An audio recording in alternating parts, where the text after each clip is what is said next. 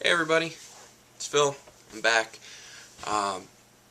Finished up my reintroduction week to Power 90 after my slight back injury where I tweaked a muscle. Finished up 3 sculpt 1-2 workouts and 3 sweat 1-2 workouts. Feel pretty good. I was sore the first couple days back, just getting the muscles used to the exercises again. Which is a good thing. That means that they were working and I was working hard.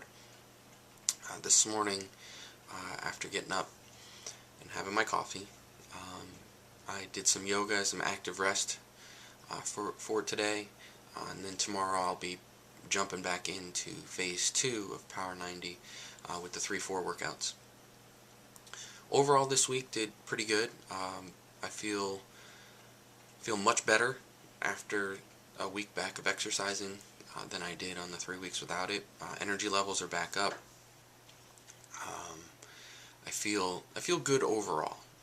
Still haven't gotten on the scale, like I had said during one of the previous weeks when I did my video updates. I think it was about 3 weeks in I stopped getting on the scale. Still haven't gotten on since then, so it's probably been a little over a month since I've been on the scale. And overall, I'm still feeling about the same as far as body composition and overall progress. I did put on a little bit of fat while I wasn't working out. I tried to manage that as much as possible with my nutrition. Unfortunately, that first week I was really hard on myself, and I got down and I fell into some old habits. As far as some of the foods I was eating, I cleaned that up much better in week 2 and 3 of being out, and this week I cleaned it up even more, and then adding back in the exercise. I can already feel that my pants are looser again in the waist. Shirts are a little bit more snug across the chest and the arms, and also looser in the waist. So, progress. I may get on the scale next week just to see where I'm at, to make sure that I'm still in the same range.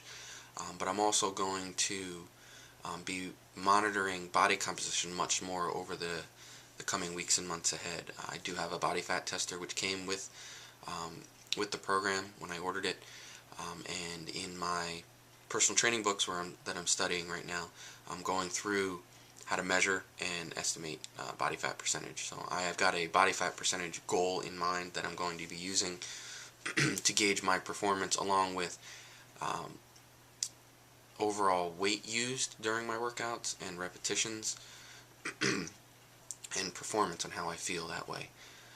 So I'm going to go along those lines rather than just using the scale, and I will take some measurements with the measuring tape also.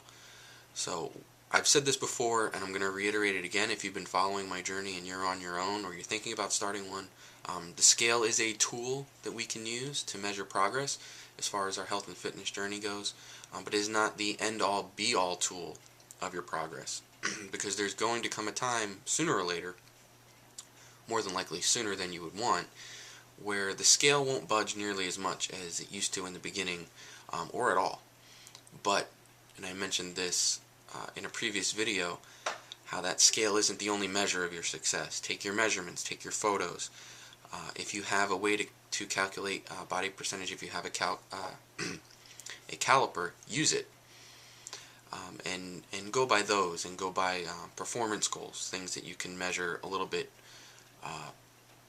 more easily than just the scale. Like, are you lifting more weights?